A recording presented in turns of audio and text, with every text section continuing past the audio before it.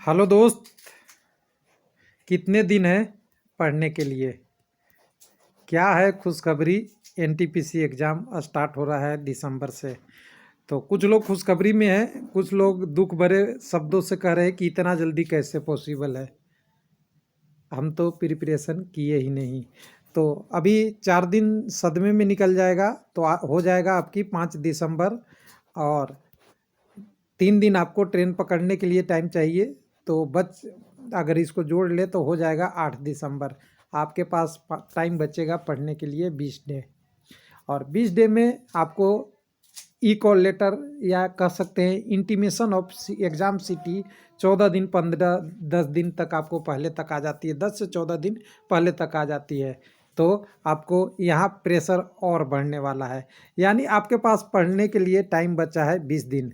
तो जैसा कि आपने देख रखा होगा नेक्स्ट पहले वीडियो में कि मैंने साउंड के साथ वीडियो नहीं बनाया था, क्योंकि ड्यूटी वर्क में अभी बहुत सारे ऑफिस में बहुत सारा प्रॉब्लम भी रहती है और वर्क भी था, शेड्यूल काम में लगा रहता है, तो आदमी हर समय वीडियो तो नहीं बना सकते। लेकिन एक इन्फॉर्मेशन के लिए मैंने आपको 1-1.5 मिनट का केवल मार्क करके ऐसे ऐसे मार्क करके मैंने आपको बता दिया था, इंडिकेट किया था। तो लोगों ने बोला जवाब नहीं मिला, तो जवाब देते हैं, जम के यहाँ जवाब देते हैं सारे सवाल को। जिनने अच्छा बोला उनको भी और जिनने बुरा बोला उनको भी, सबको यहाँ पे सॉल्यूशन नहीं।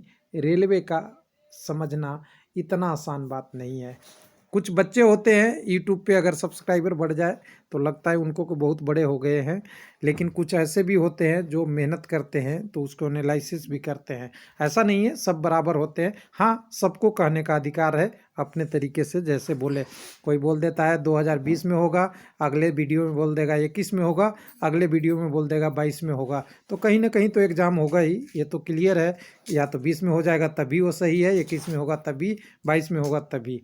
लेकिन एक ही जवाब हर एक वीडियो में चेंज करने से आपकी पर्सनैलिटी को दिखाता है कि आपने कितना बदला है। हो सकता है मैंने 20 बोला एग्ज़ाम नहीं होता तो मैं कह देता मेरे तरफ से एग्ज़ाम नहीं हुआ, मैंने बोला था, मेरी एनालिसिस गलत हुई। लेकिन नहीं, लोगों को व्यू पाना है, वो 20 भी बोलेंगे, 21 भी बोलेंगे और 23 भी बोल देंगे कि 23 तक तो हो ही जाएगा। चलिए, अब यहाँ पे एग्ज़ाम का देखिए 28 दिसंबर आ गया है। तो अब इसकी प्रोसेस में अब समझते हैं छोटी छोटी चीज़ें जो लोगों का सवाल था। पहला सवाल था कि हम अगर सॉरी, एक रेलवे का कोलकाता का वेबसाइट खुल गया, मैं दूसरे वाले पेज पे आता हूँ।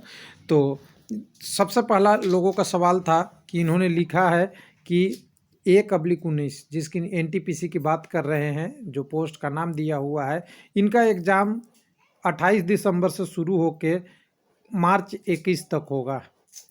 यानी डेट तो आपको पता चल गया, मार्च 21 तक। अगर फुल मार्च भी ले लें तो आपके हिसाब से कितने दिन बचते हैं? तो दिसंबर में 3 दिन और जनवरी फरवरी मार्च, यानी कह दें तो 90 + 3 93 दिन का एग्ज़ाम का इन्होंने पैटर्न रखा है। 93 डे, समझिएगा। अब 93 डे में इसलिए हो गया, अगर कहें कि पहले की कैपेसिटी के अनुसार से एग्ज़ाम होती तो ये कितने दिन में होती? करीब करीब ये 30 से 45 दिन में कंप्लीट हो जाता। आपने देखा होगा 2/3 ऑक्यूपेंसी की बात किया गया है कि इतने सीटों को हम करते हैं। यानी रेलवे ने जो प्लानिंग किया था उसके अनुसार से 30 से 35 दिन का एग्ज़ाम 93 डे में 30 से 45 सॉरी 93 डे में जा रहा है। फिर भी कोई बात नहीं, थोड़ा टाइम मिलेगा और नंबर ऑफ क्वेश्चन अलग अलग बदल सकते हैं, सेट बदल जाएंगे, नंबर ऑफ प्रोसेस बदल जाएगा। इससे एक चीज़ आपको पढ़ने में ध्यान देना है कि अगर ज़्यादा क्वेश्चन होते हैं तो उसकी डेप्थ आपको कंसेप्ट पता होना चाहिए। ध्यान दीजिएगा, मैं एक स्टडी की बात बता रहा हूँ। जैसे एक ही प्रश्न के टॉपिक को बार बार रिपीट नहीं किया जाएगा, उसी टॉपिक से अलग तरह के प्रश्न निकाला जाएगा। इसलिए आपको अब केवल रट्टा वाला प्रश्न नहीं चलेगा। इसलिए ध्यान दीजिएगा, थोड़ा सा कंसेप्चुअल पढ़िए, जो भी पढ़िए कंसेप्ट में पढ़िए। खास करके कौन से प्रश्न को, जो आपके करंट अफेयर है, जीके है, करंट अफेयर है, आपको कह सकते हैं आपका साइंस वाला क्वेश्चन है, उसको मैथमेटिक्स में फार्मूले बेस पे फार्मूले होते हैं, उसमें थोड़े थोड़े फार्मूले चेंज करके प्रश्न पूछ सकते हैं। और जो भी डिटेल हो सकता है ये पूछ सकता है। ये नॉलेज के लिए आप देख लीजिएगा कि कंसेप्चुअल प्रश्न अब संख्या में बढ़ जाएंगे। दूसरा लोगों का सवाल था कि बिहार इलेक्शन ख़त्म हो जाएगा, एग्ज़ाम नहीं होगा। तो एग्ज़ाम हो रहा है, अभी तक की प्लानिंग में सही है। ग्रुप डी के एग्ज़ाम में CBT 2 होगा या नहीं, तीसरा प्रश्न था लोगों का। देखिए, उन्होंने आपका CBT 2 के लिए कभी नोटिफिकेशन में बात नहीं किया है, केवल बात हुई थी किसमें, टेंडर वाले डॉक्यूमेंट में। तो टेंडर डॉक्यूमेंट वगैरह जो आपका आता है वो सब प्रोसेस क्या होता है, हो सकता है किसी ने कॉमन कॉपी पेस्ट किया हो, इस वजह से भी आ सकता है। अगर CBT 2 होगा ग्रुप डी में तो अनाउंसमेंट होगा। दूसरा एग्ज़ाम आपका इसका अप्रैल 2021 से जून 21 तक चलेगा, ऐसा प्रस्तावित है। अब तीसरा सवाल था कि NTPC का CBT 2 कब होगा। तो देखिए, अभी कंडीशन आप जान ही रहे हैं कि जब कैंडिडेट के सेंटर पे 2/3 कैंडिडेट को लिया जा रहा है, तो 2/3 में क्या अप्रैल से जून तक तो ग्रुप डी के लिए वो सेंटर बुक रहेंगे लगभग, और रेलवे इसको पहले लिया है। और इसका एक उदाहरण और भी देख सकते हैं कि जब आपका पहला जो एग्ज़ाम है 15 से 18 दिसंबर तक, हालांकि इसको पहले क्या लिखा हुआ था कि 23 दिसंबर तक हम कराएंगे, इसको घटाया है। मिनिस्ट्रियल पोस्ट का 15 से 18 है, उसके बाद 28 से मार्च तक शुरू हो रहा है और अप्रैल से जून से ख़त्म हो रहा है ग्रुप डी का। तो इस हिसाब से देखिए, एक बार में रेलवे एक ही एग्ज़ाम एक टाइम में कंफर्म कर रही है, यानी या तो ये हो रहा है या ये हो रहा है या ये हो रहा है। तो यहाँ से एक एनालिसिस मिलता है कि CBT 2 एग्ज़ाम जून से पहले नहीं होगा, यानी आप एग्ज़ाम रख लीजिए कि जुलाई तक ही पॉसिबल है। और ये कौन सा जुलाई क्या होगा, मिनिमम टाइम है, मैक्सिमम का हम गारंटी नहीं लेते, ध्यान दीजिएगा। मिनिमम टाइम जुलाई 2021 होगा, उसके बाद ही होगा। यहाँ पे आप एक लाइन और लिखना चाहते हैं तो लिख ले, बहुत लोग हमारे चैनल पे लिखने वाले भी हैं, तो लिख लीजिएगा। आगे की बात करेंगे। अब तीसरा सवाल लोगों का ये आया था कि क्या ऐसा वाला, हालांकि बोलना सही नहीं है, कटअप क्या होगा।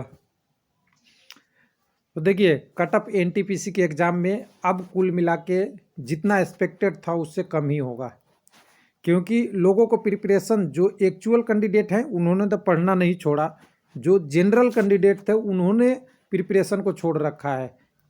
मैं करीब करीब 60% कैंडिडेट को बता सकता हूं जिन्होंने कोई प्रिपरेशन नहीं किया है।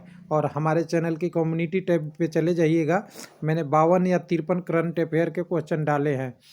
उनमें से जो हाईलाइटेड है, जो लोग टीवी खोलते ही, मोबाइल खोलते ही या व्हाट्सएप खोलते ही उनकी न्यूज मिलती होगी, वो न्यूज के क्वेश्चन को करीब करीब 60 से 70% लोग गलत जवाब देते हैं। तो आप समझ सकते हैं कि उनकी प्रिपरेशन लेवल क्या होगी। तो इसलिए इस बार कटअप थोड़ा सा एवरेज ही रहेगा, लेकिन मेहनत करना ही पड़ेगा, क्योंकि आपको यहाँ से जितने कैंडिडेट को क्वालिफाई करना है, इसमें ये भी एक काफ़ी संख्या में कैंडिडेट यहाँ पे हैं। बाकी कटअप का एनालिसिस डिटेल में हो सकता है, लेकिन उसके लिए पहले प्रश्न का बेसिक पता चला जाए, और बाकी जो आपका कैंडिडेट का अटेंडेंस कितना होगा, कितने लोग अट्रैक्ट कर रहे हैं, कैसा प्रश्न का लेवल आ रहा है, तो थोड़ा वहाँ आगे अभी चलेगा। अब तीसरा सवाल लोगों का एक और था इसी में, NTPC में, कि जब 2020 में 3 दिन बचे हैं तो 3 दिन से क्या आपकी जीत हो गई। दोस्त, जीतने हारने का तो इरादा नहीं है, हार भी होती तब भी, जीत भी होती तब भी। कंसेप्ट तो कंसेप्ट है कि आपने एनालिसिस बोला, आपने कुछ चीज़ों को समझा, और समझने के बाद अगर बोलते हैं तो उसमें कितनी दम है, ये भी बहुत ज़रूरी है। बाकी तो चैनल पे कितने अच्छे काम करने वाले चैनल, मैं अपनी की बात नहीं कर रहा हूँ, बहुत हाईलाइटेड चैनल हैं, मेहनत करते हैं, लेकिन उनकी व्यू बहुत कम होती है। कुछ नौसिखिए आ जाते हैं, दूध पीने वाले आ जाते हैं और चैनल बना भी लेते हैं, उनकी चैनल की व्यू बहुत होती है। तो ऐसा कुछ नहीं है, यूट्यूब का अपना एनालॉजी है, अपना उनका कंसेप्ट है, वो छोड़ दीजिए, अपनी फोकस पे कीजिए कि आपको अगर सही न्यूज मिलता है, रेलवे लाइफ दे या अदर कोई दे, उस सही लाइफ को, उस चीज़ों को समझे और लाइफ में उसको यूज करें, और नहीं भी कर सकते तो आपकी मर्जी।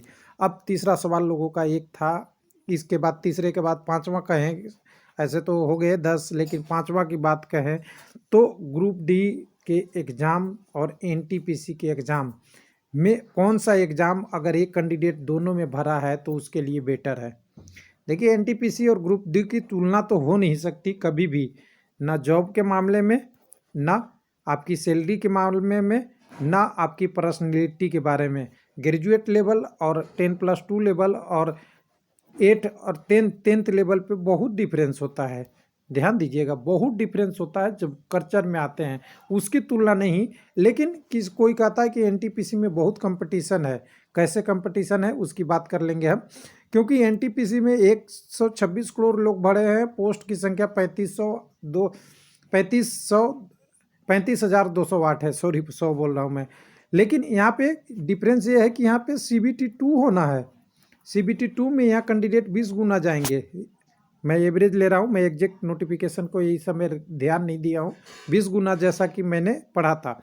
और यहाँ पे ग्रुप डी में है, तो इसको अगर 20 गुना करेंगे ना, और इसको CBT आपका होता है aptitude test, oh sorry aptitude test नहीं, आपके लिए वो दौड़ वाले होते हैं जिनके लिए हम आगे जाते हैं, PET बोलते हैं, फिजिकल इफिशियंसी टेस्ट।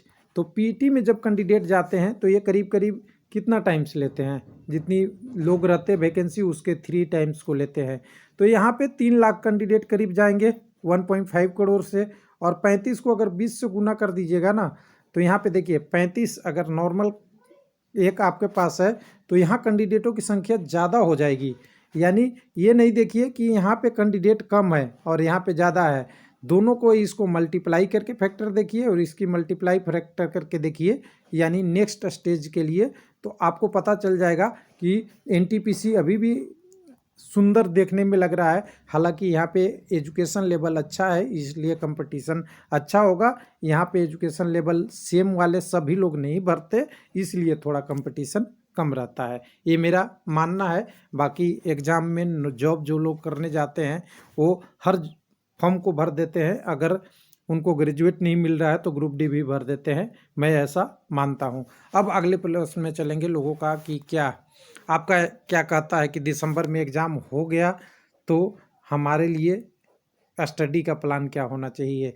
तो देखिए आपने जो पढ़ा है वो तो पढ़ा है, लेकिन कंसेप्ट जरूर पढ़िएगा। इस बार कंसेप्ट आपके पास आएगा ही, और ख़ास करके कुछ ऐसे टॉपिक से प्रश्न आते हैं जो हाईलाइटेड होते हैं। अगर हम हाईलाइटेड टॉपिक की बात करेंगे तो जैसे अगर आप मान लीजिएगा जीके और करंट अफेयर के कुछ प्रश्न ऐसे होते हैं जो आपको वन शॉट में एक बार में आंसर देना होता है। गवर्नर का नाम आता है, आपको मुख्यमंत्री का नाम आते हैं, जितने CEO हैं उनके नाम आते हैं, ब्रांड एम्बेसडर का नाम आता है। केमिस्ट्री के कुछ ऐसे टॉपिक होते हैं जो आपके pH वैल्यू से रिलेटेड प्रश्न होते हैं, ब्लड से रिलेटेड होते हैं। वो सब प्रश्न बिल्कुल ऐसे प्रश्न हैं जो हमेशा रिपीटेड होते हैं। यानी मैं कह दूं कि 100 अगर प्रश्न हैं, एक एवरेज ले रहा हूं मैं, एग्जैक्ट नहीं बता रहा हूं, 100 में से ऐसे प्रश्न है जो 15 से 25% रिपीटेड वाले प्रश्न होते हैं। हर एग्जाम में आते हैं, कहीं भी जाइएगा तो उस प्रश्न को उतार देते हैं।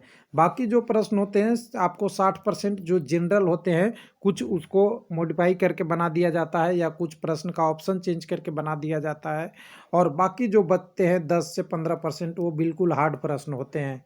तो हार्ड वाला को अगर आप 20 दिन में प्रिपरेशन करना चाहते हैं तो मुश्किल है, लेकिन ये जनरल और बचे हुए जो प्रश्न आपके पास बचे हुए कौन से प्रश्न जो रिपीटेड होते हैं उस टॉपिक को आप कवर करेंगे तो आप करीब करीब CBT 1 क्वालिफाई करने के आसपास होंगे। तो चलिए जो भी रहा, अच्छी खासी यादें, अच्छी बुरी यादें, लोगों का संपर्क अच्छा रहा। अब जैसे ही अगला डिटेल आता है बात करते हैं टाइम के साथ। लेकिन यहाँ एक चीज़ ज़रूर ध्यान रखिएगा, अगर आप स्टूडेंट हैं तो स्टूडेंट का काम होता है स्टडी करना। और यहाँ पे मैं एक एग्जांपल देना चाहूँगा, जो अभी तक स्टडी पे फोकस करते रहा उनकी मुझे उम्मीद है कि वो CBT 1 ईजी निकाल लेंगे। लेकिन जिन्होंने फोकस किस पे किया, ट्विटर आंदोलन पे, हो सकता है उनके लिए ये अब समय बहुत कम बच गया है कि 20 दिन में कवर पाएँ। धन्यवाद।